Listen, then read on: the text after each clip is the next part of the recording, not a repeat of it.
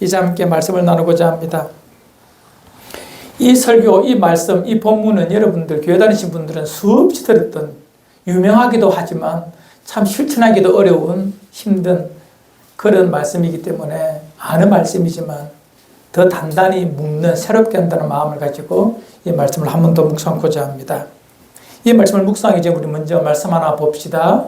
고린도전서 1장 18절 우리 함께 자막 보면서 읽으면 참 좋겠습니다. 십자가의 도가 시작. 십자가의 도가 멸망하는 자들에게는 미련한 것이요 구원을 받는 우리에게는 하나님의 능력이라. 십자가의 도, 예수 그리스도의 복음을 말합니다. 그분이 우리를 위하여 십자가 지시고 대속의 죽음을 당한 그 구원의 길이, 그것만이 이 땅의 모든 인생의 죄와 죽음을 생명과 영생으로 인도하는 하나님의 구원의 길임을 멸망당하는 자들에게, 즉 구원을 받지 못하는 자들에게는 참으로 미련하고 어리석어 보입니다. 왜? 그런 간단한 길이 어디 있노? 좋은데 천국 가려면 이 땅에서 열심히 살고 남다른 윤리와 도덕을 가지고 살아야지 기껏 그거 믿는다고 라고 하면서 이것이 미련해 보이고 어리석어 보인다는 것입니다.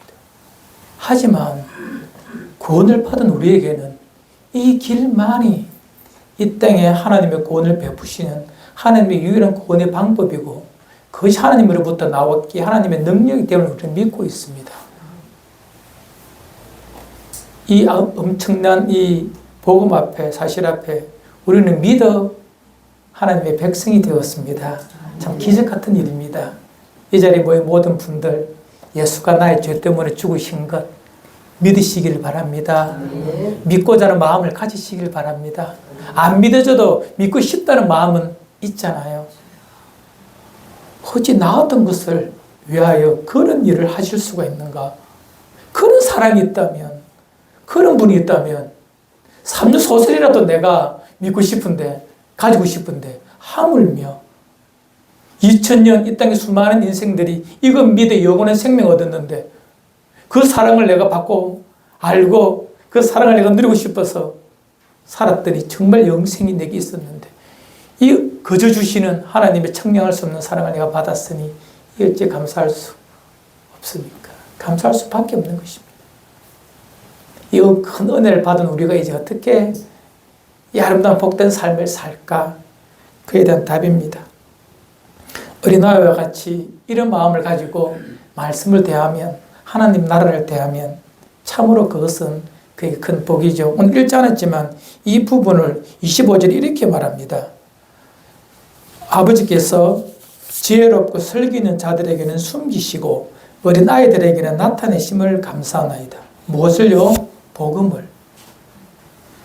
지혜로운 자들에게는 숨겼다. 안 보이는 거예요. 안 믿어지는 거예요. 하지만 어린아이처럼 그 마음 가지고, 순전한 마음을 가지고 계산하지 말고 그냥 하나님이시니 날 사랑하셔 주셨다는 그 단순하면서도 명료한 그 복음을 어린아이처럼 받는 자들에게는 보인다는 것입니다. 믿어진다는 것입니다. 이 얼마나 큰 은혜입니까? 유일한 복음을 받은 자들에게 이제 어떻게 이 땅을 아름답게 살아갈까에 대한 너무나도 좋은 말씀이, 힘이 되는 말씀이 오늘 읽었던 그 말씀입니다. 여러분, 사랑하는 자와 동행하면 좀 길이 험해도 그 순간순간 어려워요? 괴로워요? 아니죠. 그 길이 험해도 사랑하는 자와 동행하면 쉽습니다. 재밌습니다. 재밌는 이야기가 있죠. 여기서 서울 가장 빨리 가는 방법이 뭐죠? 김해공항에서 비행기 타는 겁니까? 아니면 새로 생긴 KTX 말고 STR인가 뭔가 그거 타는 겁니까? 아닙니다. 가장 빨리 갈 수 있는 것은 사랑하는 자와 함께 가면 시간 가는지 모르고 그냥 서울 가요. 인생도 똑같습니다. 힘든 거 똑같아요. 우리가 걸어가는 광야길 진짜 힘든 것 그 자체입니다. 지난 한 주간도 정말 정신없었고 화났고 힘들고 저는 또 몸이 아파가지고 괴로웠고 너무 힘든 한 주간이었어요. 이러나 저러나 다 어렵습니다. 목사는 목사대로 어렵고, 직장 다니시는 분들은, 공부하시는 분들은 다 어려워요. 내만 겪는 고통처럼 보이지만 아닙니다. 대동소이 다 힘듭니다. 서로 물어보십시오. 다 힘들었지. 그런 마음으로 옆에 있는 분은 꼭 안아주면서 일합시다. 수고했다, 고생했다, 시작. 수고했다. 아버지 수고했습니다. 그래, 그래. 우리 지충은 어르신, 우리 양집사 손 한번 잡아주면서 네 수고했고 있어. 감사합니다. 그래. 다 수고했습니다. 정말 아무리 봐도. 제가 여러분 다 알지는 못하지만 진짜 수고했어요. 우리 홍민 혼자 사는 거 수고했다. 진짜 끼니 잘 챙겨 먹고 수고 많았어요. 그래. 다 수고했습니다. 다 힘듭니다. 근데 이 힘든 길을 사랑하는 자와 함께 가면 힘들지만 괴롭지는 않아요. 무겁지는 않다는 것입니다. 그런데 우리는 어리석게도 스스로 광야길을 걸으면서 더 힘들게 자기를 누르며 자기를 학대하여 가며 사는 자들이 있습니다. 기독교인들에게는 정말 없어야 될, 이 구원의 은총을 받은 자들에게는 정말 사라져야 될 삶의 모습이 바로 그 부분입니다. 왜 스스로 힘들게 합니까? 오늘 수고하고 무거운 짐이라는 것이 있습니다. 인생이 짊어진 본질적인 모습. 수고하고 무거운 짐. 수고한다는 것은요, 능동적으로 자기가 자기를 힘들게 하는 것입니다. 무거운 짐은 타인에 의해서 내가 힘들고 어려운 상황을 말합니다. 이 땅은 두 종류의 삶을 다 삽니다. 수고하고 무거운 짐을 다 살고 있습니다. 내가 스스로 힘들게 살든지 아니면 타인에 의해서 내 삶이 힘들어지든지 다 그래요. 이 땅 다 그렇게 사는 것입니다. 예수를 믿든 믿지 않든 삶의 현 주소는, 삶의 실존은 똑같습니다. 하지만 이 수고하고 무거운 짐을 어떻게 우리가 이해하며 해석하며 살아가는가는 예수 믿는 우리에게 주신 구원의 영생의 복, 그 다음으로 이 땅에 누리는 진짜 지고지선의 복이 있다면 바로 이 복입니다. 이 짐을, 이 수고를 주님께서 대신 져 주시겠다는 것입니다. 왜요? 나를 사랑하네. 날 구원하신 것도 기가 막히는 은혜인데 이 땅에 살아가는 동안 너의 모든 삶의 수고와 짐을 내가 져 줄게. 내게 다 맡겨봐 라고 말씀하시는 것입니다. 얼마나 사랑하면 이것마저도 내가 지고 갈 테니까 내게 맡길래, 이렇게 우리에게 말씀하십니다. 이 말씀을 알기 전에, 이 말씀이 처음 선포되었을 때에 마태가 이 말씀을 기록하여 수많은 하나님의 백성들, 특히 유대인들에게 이 말씀을 주셨을 때에 유대인들이 이 말씀을 받을 때의 현재의 상황, 즉 1세기에 기독교인들이 이 말씀을 받았을 때에 1세기 기독교인들은 너무 힘들었습니다. 왜요? 예수가 그리스도라는 것을 고백하는 순간 그들은 유대인 공동체에서도 쫓겨나야 했고, 또한 로마 제국의 핍박 속에 왜 예수가 큐리오스 주냐, 주는 황제 가이사도밖에 없는데, 그때 황제 티베리우스밖에 없는데 왜 예수가 큐리오스 주냐, 황제가 주지. 그래서 예수를 주로 고백하면 다 죽던 시대가 1세기 기독교인들입니다.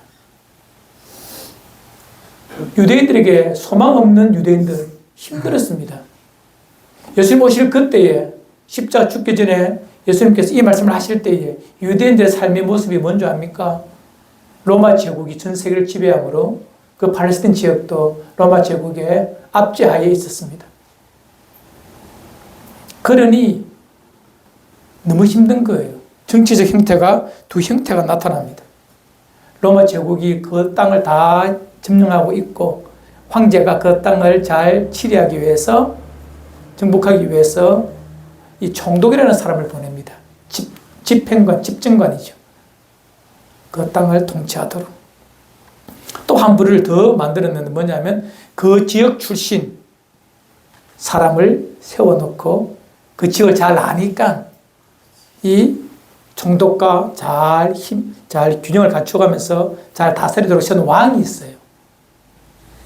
나누어 세웠다고 분봉왕입니다. 예수님 시대 때는 헤롯이라는 총독과 빌라도라는 총독과 헤롯이라는 분봉왕이 있었습니다. 이 둘이 좋을 때는 함께하고 나쁠 때는 대척점에서 싸우게 됐던 두 사람인데 어쨌든 이 둘이 유대인들을 얼마나 괴롭힌 줄 모릅니다. 인두세례해서 사람의 머릿수대로 세금을 다 받아요. 로마로 보내야 되니까. 로마로 잘 보내기 위해서 세금을 다 싣고 가야 되잖아요. 그래서 길을 만듭니다. 그래서 세계사에서 잘 아는 유명한 소리. 세계 모든 길은 어디로 통한다? 로마로 통한다. 말하고 세금 받아가려고 만든 길이에요.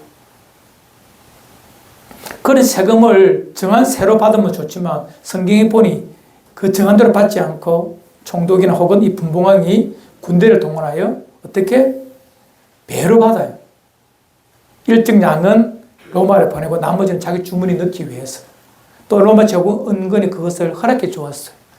그러니 안 그래도 가난하고 흉년 때문에 힘든 이 팔레스타인 지역에 세금 때문에 죽을 지경입니다.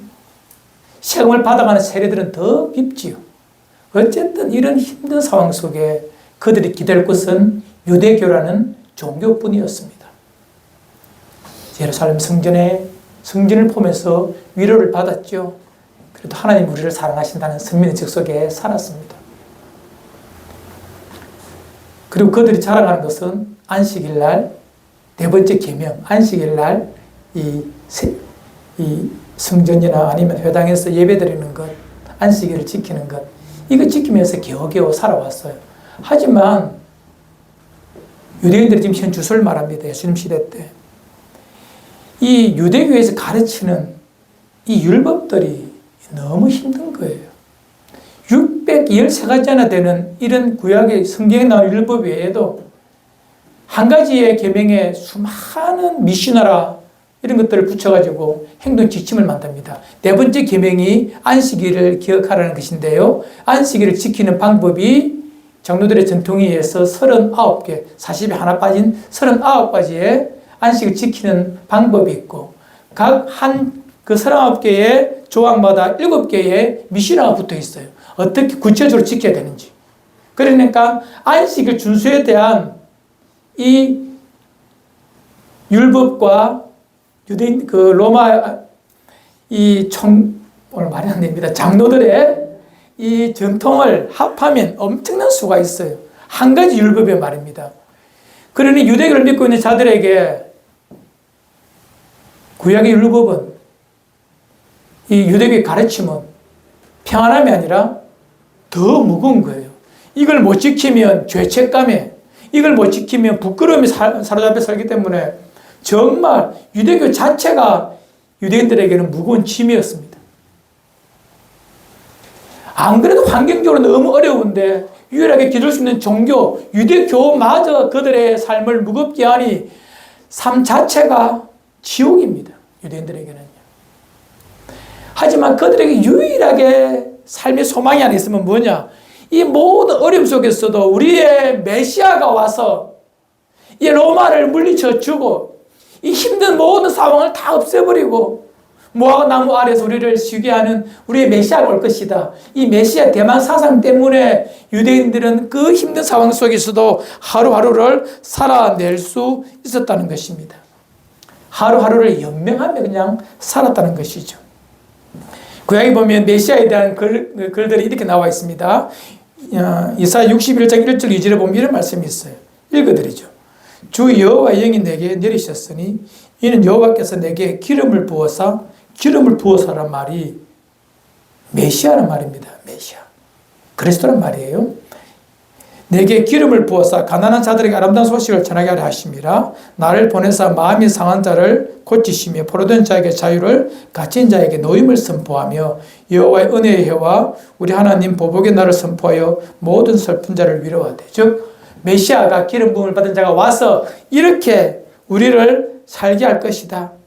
마음이 상한 자를 고치고 포로된 자들에게 자유를 주시고 갇힌 자에게 우리에게 노임을 주고 여호와의 은혜의 해가 희년히 회복되어서 우리에게 모든 것을 회복해 주실 그날이 올 것이다 라고 메시아를 기다리며 유대인들은 그 어려운 환경 속에서도 이 말씀 붙들고 살아내었다는 것입니다. 그런 상황 속에 예수님께서 하루는 회당에서, 가버나움 회당이죠. 회당에서 말씀하십니다. 이 말씀을 딱 읽으시고 이사야 61장 1, 2절 읽으시고 이제 이 말이 성취되었다라고 말합니다. 놀랍니다. 무슨 말이죠? 너희들 지금 눈으로 보고 있다라고 말합니다. 당신 스스로가 메시아임을 선포하십니다. 누가복음 4장에 보면 나와 있거든요. 내가 바로 그 이사야에 나오는 말씀, 그 메시아 기름 부음 받은 자가 나라고 말씀하십니다. 그리고 오늘 이 말씀을 이해하시면 됩니다. 수고하고 무거운 짐진 자들아 다 내게로 오라. 내가 너희를 쉬게 하리라. 이 말씀은 1세기에 고단한 삶을 살던 유대인뿐만 아니라 2000년 지난 21세기 2025년을 살고 있는 우리에게도 통일한 말씀입니다.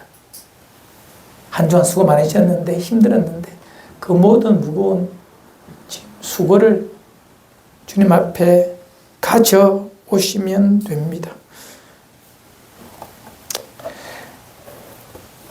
참 삶이 어렵습니다. 자신의 세운 윤리적 삶에 도달하지 못하며 자학하는 사람, 감히 누구에게도 내놓을 수 없는 부끄러움과 수치를 품고 살며 그 부끄러움 속에 갇혀 사는 자들, 나의 삶의 인생의 공고한 짐을 혼자 힘겹도록 지고 사는 자들, 이거로 왜 분통이 터져서 참 미칠 것 같아서 잠 못 이루고 밤을 지새는 사람들, 삶에 아무런 의미를 찾지 못하고 바람길 흔들리는 갈대처럼 내 마음 둘 데 없어 늘 허망한 삶을 한숨 쉬는 사람들, 이 땅에 참 많은 사람들이 이런 모습들입니다. 이것은 기독교 2000년 모든 시대마다 나라마다 다 있었어. 기독교인들에게. 제가 대학 다닐 때 읽은 한 가지 소설이 있습니다. 괴테의 젊은 베르테르의 슬픔이라는 소설이 있어요. 젊은 베르테르의 슬픔, 잘못된 번역이죠. 젊은 베르테르의 고뇌입니다. 고뇌. 슬픔이 아니라 고뇌예요. 고통이라고 번역이 훨씬 더 좋습니다. 이 베르테르가 한 여자, 이름이 뭐죠? 로데를 사랑합니다. 왜 이 사람이 이 소설이 대단하냐면 이 소설에서 이 베르테르가 로데를 사랑하는 사랑의 노래, 사랑의 표현들이 너무 아름답고 너무 마음에 와닿아서 이걸 읽는 사람마다 다 빠질 만큼 이 괴테의 문장력이 뛰어난 거예요. 그거는 차후하고 문학적 기질이니까 빼놓고요. 그런데 이 로데가 사랑했지만 잘나고 돈 많은 사람한테 결혼을 해버립니다. 그리고 이 베르테르가 이 내침을 당하죠. 배신을 당합니다. 이에 참을 수 없어 그 로데의 남편에게 총을 빌립니다. 사냥하러 간다고. 그 총으로 자기 자신을 죽여버리죠. 자살해버립니다. 그 사랑의 상처에 못 이겨서. 이것이 인생입니다.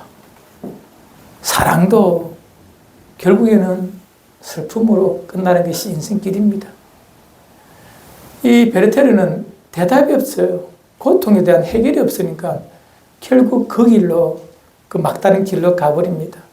자기에게 짊어진 삶의 존재의 무거움, 고뇌를 이길 수 있는 힘이 그에게 없었기에 그는 자살이라는 극단을 선택하게 됩니다. 이 땅에 적지 않은 사람들이 그래요. 여러분, 내 삶의 공고한 짐, 힘듦, 수고와 짐들, 내가 자의든 내 삶을 내가 잘못 선택해서 만들어졌던 삶의 어려움이다. 아니면 나는 가만히 있는데 이 악한 세대가, 악한 삶이 나를 괴롭게 하는 그런 짐이다.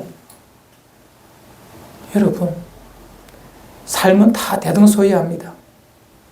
어떻게 하시겠습니까? 그냥 포기해버리고 내던져버리겠습니까? 될 때를 되라 하시겠습니까? 기독교는 아니잖아요. 오늘 말씀, 수고하고 무거운 짐진 자들아 다 어떤 상황이든 다 내게로, 주님께로 가면 됩니다. 우리 그 믿음을 가지고 오늘 말씀을 한번 읽읍시다. 28절, 29절입니다. 함께 봅시다. 시작. 수고하고 무거운 짐진 자들아 다 내게로 오라. 내가 너희를 쉬게 하리라. 나는 마음이 온유하고 겸손하니 내 메고 내게 배우라. 쉼을 얻으리라. 이 엄청난 하나님 주님의 말씀이 내가 믿어진다면 믿기만 하면 됩니다. 우리가 잘 알고 있는 빌립보서 4장 6절로 7절 우리 함께 읽겠습니다. 시작. 아무것도 염려하지 말고 다만 모든 일에 기도와 간구로 너희 구할 것을 감사함으로 하나님께 아뢰라. 그리하면 모든 지각에 뛰어난 하나님의 평강이 그리스도 예수 안에서 너희 마음과 생각을 지키시리라. 믿습니까? 아무것도 염려하지 말고 맡기라고 하는데 왜 내가 지고 가요? 내가 왜 책임을 지려고 합니까? 책임을 질 수도 없는 연약한 인생이 그냥 미안하다 하고 하나님께 다 맡겨버리고 내 삶을 조금은 수동적으로 살아가면 되는데 왜 내가 능동적으로 내 삶을 개척하려고 합니까? 인간은 창조주께 만든 지으심을 받은 의존적 존재입니다. 피조물입니다. 하나님을 의존하고 즉 주님께 다 맡기고 살면 되는데 그러면 주께서 전능하신 그분의 지혜가 우리 마음에 평강을 주시고 그분의 능력이 그 일을 바르게 해결해 주신다고 하는데 왜 나는 내가 그 짐을 지고 마치 내 인생은 내가 스스로 개척하고 내가 스스로 만들어 가야 되고 내 스스로 극복해야 되는 높은 고갯길을 올라가는 그런 삶을 산다라고 착각하고 있습니까? 그건 하나님 없는 자들의 삶의 모습입니다. 그 모든 것들 날 위하여 십자가 져주신 그분께 다 맡기시기를 바랍니다. 우리는 광야 40년을 잘 압니다. 이스라엘 백성의 광야 40년. 그들이 왜 열심히 40년 순종하며 사는 줄 아십니까? 가나안 땅에 들어가려고. 그것은 영원한 안식이 있다라고 배웠기 때문에 믿었기 때문에 안식, 쉼을 위하여 그들은 달려갔습니다. 그런데 그 쉼이 뭡니까? 정말 가나안 땅에 가니 정말 아무것도 하지 않고 휘바람 불며 살만한 그런 곳이었습니까? 아니죠. 가나안 땅에 가서 그들이 안식하기 위해서는 뭘 해야 되죠? 전쟁을 해야 됩니다. 전쟁을 해야 얻는 것이 안식이에요. 이 땅에 있는 동안 똑같습니다. 우리에게 참된 안식의 쉼은 뭐죠? 영적 전쟁을 해야 됩니다. 영적 전쟁이 뭐라? 세상 것은 다 벗어버리고 던져버리고 주님이 주시는 이 쉽고 가벼운 멍에를 내가 선택하고 사는 나의 선택이 뭐라? 영적 전쟁이요. 이것이 이루어질 때 우리에게 무엇이 있다고? 안식이 있는 것입니다. 예수 믿는다고 개나리 벗짐 들고 벚꽃길 걷는 것 아닙니다. 삶의 환경은 자리는 똑같습니다. 하지만 마음이 다릅니다. 그분께 다 맡길 때에 그분이 주시는 쉼이 안식이 내게 주어지는 것입니다. 왜 그것이 가능하냐? 주님이 주시는 멍에는 쉽고 가볍습니다. 이 부분 설명해 드립니다. 잘 아는 말씀이지만 우리는 종종 이 멍에는 짐승이 어깨에 매는 시옷자 모양의 기구입니다. 밭을 갈 때에 수레를 끌 때에 멍에를 씌우죠. 우리는 보통 저도 이 달구지 서부 경남 말로 구름바라죠. 달구지를 많이 타봤습니다. 소 한 마리에 달구지를 달고 거기다가 아버지 내 식구 3명이 다 올라타고 짐을 싣고 가니 소가 얼마나 무거울까요? 우리는 그런 식의 멍에를 생각합니다. 소의 멍에를 생각합니다. 하지만 팔레스타인 지역은 그렇지 않습니다. 그 멍에는 항상 2마리가 겁니다. 그리고 그 2마리를 끌 때에 멍에를 맬 때에 우리는 이 멍에를 똑같은 힘센 항수 2마리를 끄는 것이 아니라 다른 동물끼리 매든지 아니면 같은 동물이지만 한 놈은 강하고 한 놈은 약한 놈을 끌게 합니다. 아니면 둘이 힘겨루기 위해서 주도권을 스스로 이렇게 만들도록 합니다. 힘센 놈이 있도록 한다는 것이에요. 그래야 그 멍에가 힘센 놈의 주도하에 방향으로 잘 갈 수 있습니다. 여러분의 인생길에, 인생밭에, 나의 인생의 길에, 무대에, 나의 삶을 갈 때 예수님께서 당신의 멍에 속에 나를 집어넣으시고 함께 간다는 거예요.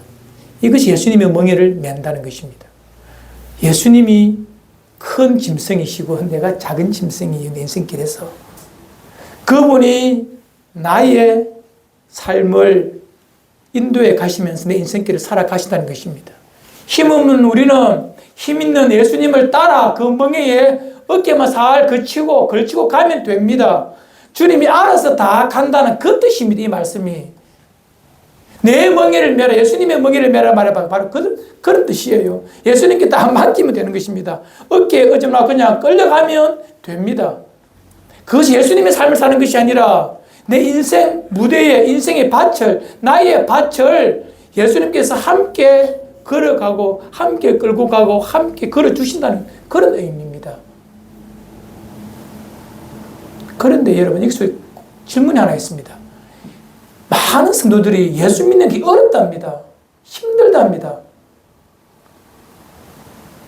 새벽기도 오는 거, 성경 읽는 거, 헌금하는 거, 봉사하는 거, 헌신하는 게 어렵대요. 힘들대요. 왜 그런 줄 아십니까? 다시 이 동물들로 갑시다. 이 동물의 비유로 들어갑시다. 두 마리의 소가 한 놈이, 작은 놈이 밑에서 그냥 따라가면 될 때인데 이놈이 잘났다고 자기 생각을 하는 거예요. 자기 계획을 세우는 거예요. 큰 소가 이렇게 가고 싶은데 자기는 반쪽으로 가고 싶다는 거예요. 그러니 지 어깨가 빠지죠. 황소는 끝도 없어요. 근정한 그 소가 조그마한 송아지가 아무리 발부딪힌들 황소에게는 힘이나 들어가겠습니까? 발부딪히는 지만 아프고 어깨 빠지고 힘 빠지고 죽는 것입니다. 예수를 그래 믿기 때문에, 교회를 그렇게 신앙생활하기 때문에 신앙생활이 어렵고 힘든 거예요. 내 계획 다 세워놓고 내 따라가서 하면 힘들다는 것입니다. 내 인생길 예수님이 걸어가시는 것이 맞거든요. 그분을 다 알기 때문에, 전능하시기 때문에 그분께 어깨를 딱 맡기고 그냥 끌려가면 됩니다. 그러면 어렵지 않잖아요. 쉽고 가볍잖아요. 왜 내 인생길 내가 살려고 하니까 어렵고 힘들고 괴롭고, 예수를 믿어도 교회를 다녀도 내 인생길 내가 개척하겠다고 하니까 힘들어서 지쳐버리지 않습니까? 그러다 교회 안에서 서운한 말 들으면 그냥 뭐 짜증내버리고 신앙 버려버리고, 이게 뭐냐? 기독교가 아니죠. 지가 만든 종교 앞에서 섬기는 것이죠. 진짜 기독교는요, 날 구원하여 영원한 생명 주신 그분이 내 인생길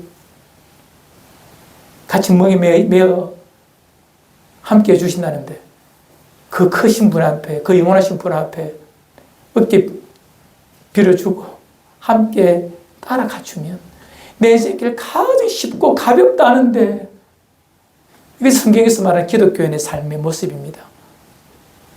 여러분, 이제 인생길 힘든다는 것, 아프다는 것, 괴롭다는 것, 그 분명 뭐 잘못된 거예요. 기독교인의 삶. 내 계획대로 안 되니까 답답하지. 내 계획대로 말고 그분의 크신 능력과 팔에, 힘에 내 모든 것 의존하시고 맡기시기를 바랍니다. 예수 따라가며 복음 순종하면 우리 행할 길 환하겠네. 주를 의지하며 순종하는 자를 주가 늘 함께 하시리. 의지하고 순종하는 길은 예수 안에 즐겁고 복된 길이로다. 참 아름다운 찬양이죠. 예수 따라가며 복음 순종하면 우리 행할 길 환하겠네. 주를 의지하고 순종하는 자를 주가 늘 함께 하시리라. 함께 합시다. 의지하고 순종하는 예수 안에 즐겁고, 예수 안에 즐겁고 복된 길이로다. 쉽습니다. 재밌습니다. 세상은 어렵지만, 답답하지만, 깝깝하지만 예수와 함께 멍이 메고 가면 쉽고 가볍습니다. 인생길 환합니다. 즐겁습니다. 이것이 여러분과 제 모습 되기를 바랍니다. 제가 좋아하는 성 어거스틴은 이 말씀을 이렇게 이해했습니다. 예수 따라가는 길은, 주님의 멍에를 함께 매는 길은 새의 깃털처럼 가볍다. 그의 고백록에 나오는 표현이죠. 이 멍에는 새의 깃털처럼 가볍습니다. 예수 믿는 것이 이렇게 평안합니다. 가볍습니다. 그래 살다 보니 무슬림에서도 1세기 기독교인들 예수 믿는다는 것이 생명과 바꿔야 되는 그런 극단적인 어려움 속에서도 무슬림 크리스찬들 보십시오. 생명 걸고 예배드리지 않습니까? 그것이 가능한 이유는 그의 삶이 가볍거든요. 얽매이지 않거든요. 이것을 알기 때문에 그들은 어떤 상황 속에서도 예수는 그리스도라 고백하며 그와 함께 멍에를 매며 그의 고단한 인생길 쉽고 가볍게 걸어간 것입니다.